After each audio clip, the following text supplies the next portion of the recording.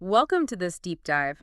Today, we're tackling something we probably all do, maybe more than we admit: Oh, absolutely. mastering the art of feigned interest. You know, sounding completely absorbed when, honestly, your mind is maybe making a grocery list. Or wondering if you left the stove on. Yeah. Yeah, exactly. So, we've got some fascinating material here, some of it quite funny, actually, that really breaks down how we pretend to listen. It's kind of a survival skill in a way, isn't it?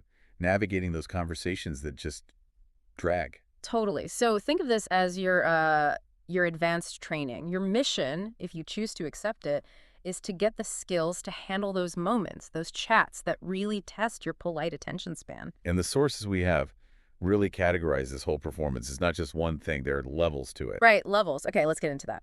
The fake interest spectrum, they call it. Level 1 is up first, basic acknowledgement. Uh-huh. The absolute minimum effort. Yeah, like the classic with that slow nod. Apparently that just means I acknowledge sound is happening near me. Or the flat, wow. You know the one, it sounds like wow, but it means My soul has vacated the premises. precisely. We've all been there, haven't we? Just Yeah. phoning it in. Oh, definitely. It's almost like muscle memory, a little social lubricant to keep things from grinding to a halt. It is. It signals you're technically present, but maybe running on fumes, Yeah. like that low battery warning on your phone. Good analogy. Okay, so level 2 gets a bit more strategic. Mhm. Plausible deniability. Right. This is where you use actual words, but words that are beautifully vague. Like, that's wild. Which the source suggests often translates to, I am spectacularly bored right now. Or this is making my brain hurt. Yeah. And another good one is, I've never thought about it that way. Secret meaning. This makes zero sense, and I suspect it never will. Exactly. It sounds like you're engaged, like you're processing, but you're really just deflecting. You don't have to actually contribute anything meaningful. It buys you time. And speaking of which, there's this great listener story in the material. Someone used, no way, get this, 14 times 14. Wow. during a 45-minute lecture on tax policy. And afterwards, the speaker apparently called them a really good listener. That is peak level too. Brilliant, actually. They remembered nothing, I assume. Absolutely nothing, but they got the compliment. It just shows people often hear what they want to hear, right? If they're excited, they assume you are too. It's true. Your no way becomes validation for them. Okay, then we hit level 3, the emergency measures. Abort mission. Yeah, these are the escape hatches. Like the sudden wide-eyed wait, is that the time? No clock needed, obviously. Conveniently optional accessory. The Yeah. clock. Or the classic pocket pad. Oh, sorry, my phone just vibrated. Even though it's been completely silent for the last hour. Dead silent.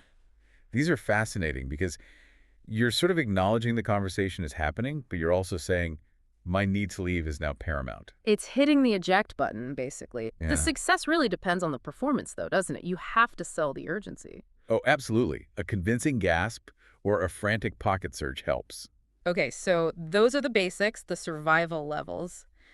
But the sources also get into what they call professional pretending techniques. This is like the graduate course. Yeah, moving beyond just surviving the conversation to actively crafting this illusion of deep, deep interest. And it's subtle stuff. Yeah. Nonverbal cues, specific phrases. Very subtle, like the echo trick. Have you heard of this one? Tell me more. Okay, so the person says something like, and then my accountant basically told me. And you jump in with, your accountant said that?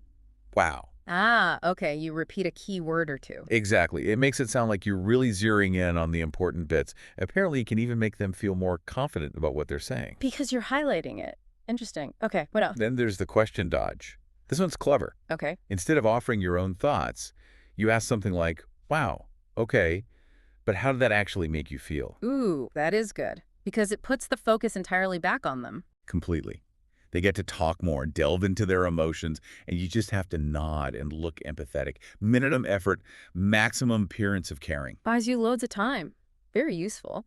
Then there's the physical stuff. Right. The physical tell, super simple but effective. Just lean forwards slightly, like 2 inches. Yeah, just a little lean combined with slightly raised eyebrows. It just screams fascinating.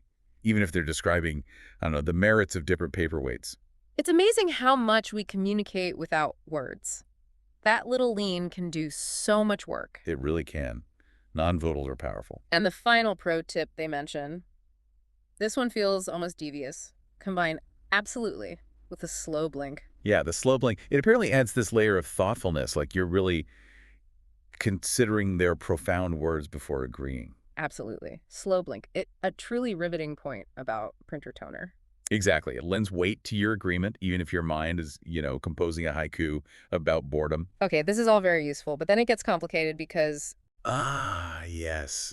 Feigning interest isn't a one-size-fits-all global strategy. right, our sources say that in the US, hearing "that's incredible" might just mean That's a thing that happened. yes. Yeah, American enthusiasm can sometimes be, shall we say, dialed up by default. Whereas if you get a quite interesting from a British person, Oh, that could potentially mean I am politely enduring this and would rather be stuck in traffic. that famous British understatement, I love it. It's a whole different scale, isn't it? And then Australia, apparently, yeah, nah, crazy stuff can roughly translate to. My interest in this topic departed several hours ago, possibly yesterday. Yeah, nah, that's wonderfully direct, even when pretending. It's a different flavor of politeness, maybe. So navigating all that adds complexity, but there's a hack. Thankfully, yes. A practical tip. Just keep a mental list, right? Like 5 safe phrases. Yeah, your go-tos. Things like, wow, really, amazing, no way, and our old friend. That's wild. They work for almost anything, like a conversational Swiss Army knife. Pretty much. Low effort, generally safe responses. Keeps the wheels turning. Okay, so to put this all into practice, the sources suggest a challenge. A fake interest boot camp. Time to test your skills in the wild. First mission, spot the lie. Try and catch someone using fascinating when you can tell they absolutely do not mean it. Become a sort of disinterest detective. Sharpen your observation skills. Could be fun. Second mission, deploy, that's wild, 3 times in one conversation. Just casually pepper it in, see what happens, see if anyone notices. Might get some weird looks, but hey, it's for science. Conversational science. And the final drill. This one's bold. The emergency exit practice. Attempt. Oh, wait, is that Dave over there? Mm-hmm.